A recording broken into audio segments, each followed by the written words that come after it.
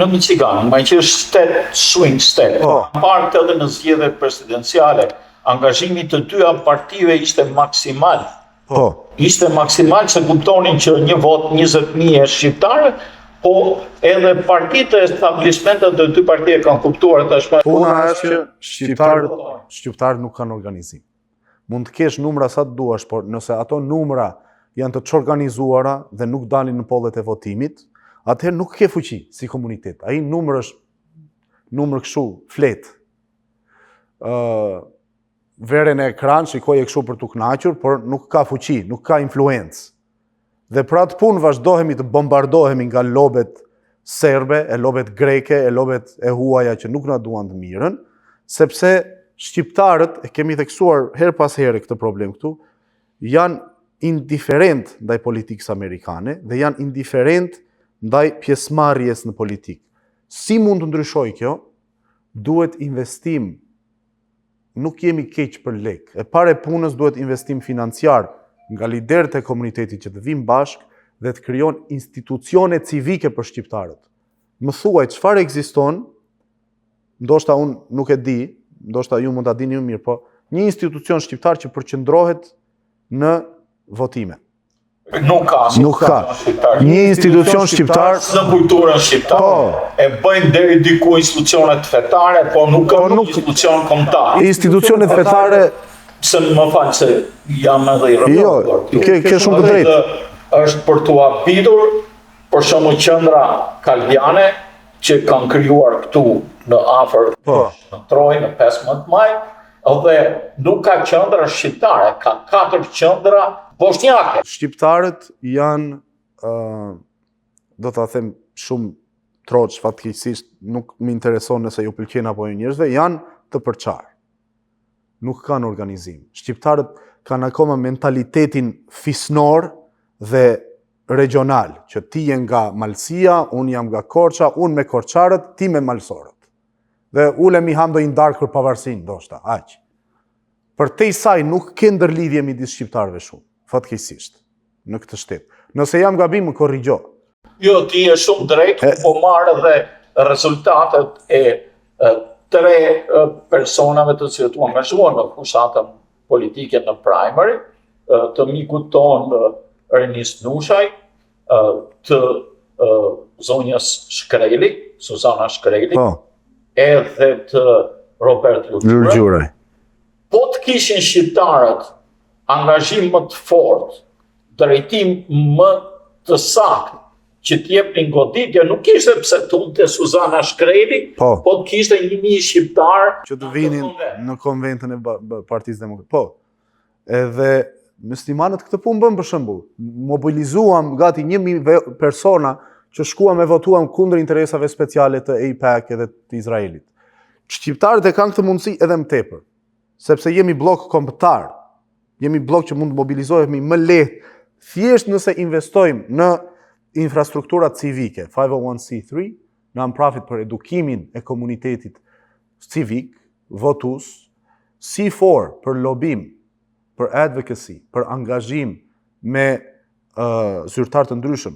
Unë nuk njoh një PAC shqiptare.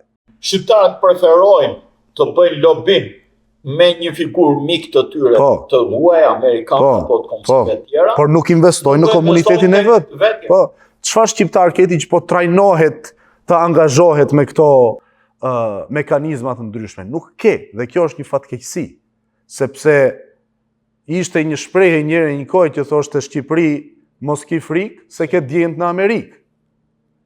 Sot e kësaj dite ku janë? Më fal, po shprehen trosh sepse kemi një histori të thellë angazhimi me politikën amerikane deri në një farë pike, por kur klasa e vjetër e angazhimit shqiptare tashmë është vjetërsuar, është tërhequr nga politika, ose fatkeqësisht kanë vdekur, kanë kaluar, tërë përpjekjet janë shpërbërë, komplet. Marrim rastin e mbështetjes së problemeve të Kosovës, ka probleme të pasgjidhur. Po, do të thoshë që në vitin 2009 e mëtej, nuk ka pasur angazhim shqiptar me politikën amerikane. Biles janë angazhime partijake, investon Partia Socialiste, Partia Demokratike në lobist për interesa partijake, jo kombëtare, vjen edhe na përçan këtu, na kërkon votat e diasporës tash një deputet këtu e një deputet atje, se pak përçarje na kanë bërë në Shqipëri, po duan na përçajnë edhe këtej. Edhe investim, edhe ne të shkretët jemi si ato delet kur vjen ujku i përçan. Nuk kemi krijuar infrastruktura që ta luftojmë këtë ideologji në komunitetin tonë. Të dallosh apo të kapësh gabimet është njëra anë. Po ka dhe krahun tjetër si të ndrejsh. Ju keni disa ide, biseduam dhe paraprakisht. Ideja bazë është krijimi i një, si të thosh, jo lobi, po një organizate e cila duhet me patjetër infrastruktura civike shumë e thjeshtë në Amerikë, nëse e krijon. Edhe këtë po thosha që ne si komunitet jemi komunitet me të ardhura kryesisht. Jemi biznesmen, jemi punëtor dhe nëse do me thënë qendrat fetare i kemi bashk, nuk ka konflikt fetar midis shqiptarëve. Nëse shqiptarët vinë bashkë dhe derdhin një investim të përbashkët në këto institucione, atëherë bëhet shumë e thjeshtë kjo punë. Sepse kemi influencë, kemi lidhje, kemi biznesmen të cilët janë në gjendje ta sponsorizojnë, por si shqiptar helmi ynë kryesor është individualizmi. Nuk kemi qenë asnjëherë popull kolektiv. Dhe kjo besoj duhet të ndryshoj si mentalitet, që nëse ne vazhdojmë me këtë suksesin individual, po ndihmojmë veten dhe askush tjetër. Por nëse fillojmë të derdhim pak nga të ardhurat dhe resources që kemi, tek mirësia e komunitetit, tek përmirësimi civik i komunitetit, atëherë do të ndryshoj gjendjen jo thjesht të shqiptarëve këtu, por do të ndryshoj gjendjen e shqiptarëve në Shqipëri, edhe atyre në Kosovë, në Maqedoni, e në rajonin e Gjershëm, interesat shqiptare kanë mundësi të vijen në qendër të vëmendjes. Nuk ekziston në Kongres Albanian Caucus. Nuk ekziston. S'ka. Ishte njëri në kohë ku ishte Joe Dioguardi për 2 vite dhe u shpërbë. Pse? Sepse nuk ke kongresmen që analizon numrat edhe thot dalë se shqiptarët janë komunitet me interes të veçantë, se mund të m'japin zgjedhjet. Nuk ekziston. Duhet të zhvillohet kjo infrastrukturë. Sa më parë. Në këtë mes ju jeni marrë me organizimin e El Sayed të fushatës së tij. Sa një El Sayed problematikën e shqiptarët që jetojnë këtu në Michigan, jeni përpjekur Patjetër. Që lidhni interesat e tij dhe me interesat tona? Patjetër. Unë kam goxha kohë që kam këshilluar fushatën dhe vazhdoj të këshilloj fushatën e El Sayed. Përveç saj, Abdulli është edhe mik personal dhe njihet mirë me çështjen shqiptare, njihet mirë me çështjen e Kosovës, njihet mirë me problematikat e rajonit. Kemi pasur bisedime të hapura me fushatën e tij për këto probleme. Biles në ditët e fundit të fushatës unë arrita të siguroja edhe një scorecard nga fushata e tij për angazhimin e tij me komunitetin tonë, e cila ju shpërnda komunitetin në gjërësi. Kam marrë commitment nga fushata e El Sayedit që ai do të takohet me liderët e komunitetit shqiptar, diçka që unë po organizoj teksa flasim, dhe kushdo, do me thënë demokrat, republikan, pro El Sayed, nuk ka rëndësi, është i mikpritur dhe i mirëpritur të vi dhe të takohet të shpreh mendimet në këtë takim, me liderët e komunitetit, me përfaqësuesit fetar, me biznesmen të ndryshëm të cilët përfaqësojnë interesat publike të shqiptarëve në Amerikë, gjithashtu edhe të kombit shqiptar në përgjithësi. Dhe këtë commitment e kam marrë drejt për drejt nga ta, që do ta bëjnë të mundur këtë takim, do t'i dëgjojnë shqiptarët, dhe ne si komunitet, unë nuk më intereson, unë mund të punoj, mund të jap këshilla me El Sayedin, por interesi kombëtar për mua vjen në krye. Dhe kur të jem në atë takim, do të jem në atë takim si shqiptar, dhe do të kërkoj prej tyre mbështetje për problematikat shqiptare. Kjo është një premtim.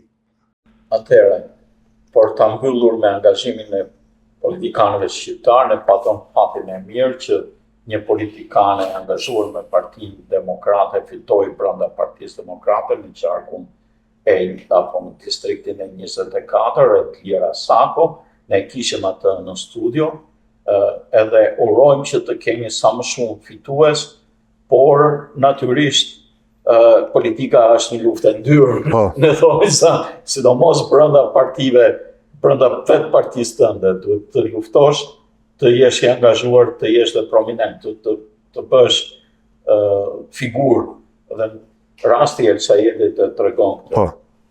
Po. Atëherë, urimin që do t'i urojmë shqiptarëve dhe edhe El Sayedit për në betejën e tij të ardhshme kundër Mike Rogers. Urojmë që e para El Sayedi të fitoj, sepse unë personalisht, në opinionin tim personal, besoj që është kandidati i cili përfaqëson interesat e gjëra publike të Shteteve të Bashkuara të Amerikës. E dyta, uroj që shqiptarët të mësojnë të angazhohen me fushata, të mësojnë të angazhohen me rolin civik që Kushtetuta Amerikane u lejon, dhe me amanetin që Zoti i Madh u ka dhënë të bëjnë të mirën e mundur për kombin e tyre, për njerëzit e tyre, sepse vota është një nga armët më të fuqishme që kemi. Dhe sidomos në një shtet në Michigan, ku si komunitet kemi mundësinë për të qenë vendimtar në zgjedhje. Uroj që shqiptarët ta realizojnë këtë, të fillojnë investimet dhe të fillojnë organizimet për një përpjekje të përbashkët. Zoti Nazarko, ju falenderoj shumë për pranimin tuaj në studio. Faleminderit ju. Për analizat mjaft të hollësishme të problemeve politike si lokale ashtu dhe ndërkombëtare. Dhe në këtë mes i bashkohem edhe urimit tuaj. Besoj do t'ju kemi sërish në studio, edhe në bashkëpunimin e mundshëm edhe me Zotin El Sayed dhe në këto tjetër, sepse fushata elektorale tashmë është bëhet më ashpër, edhe kur kemi të bëjmë me luftë midis dy partive, po është më e qartë. I dham këtu fund emisionit tonë argument, me këtë argument mjaft të zjarrt, por aq të mirë të elaboruar nga Reginaldo, nga Zoti Nazarko. Miru takofshim në emisionet tjetër.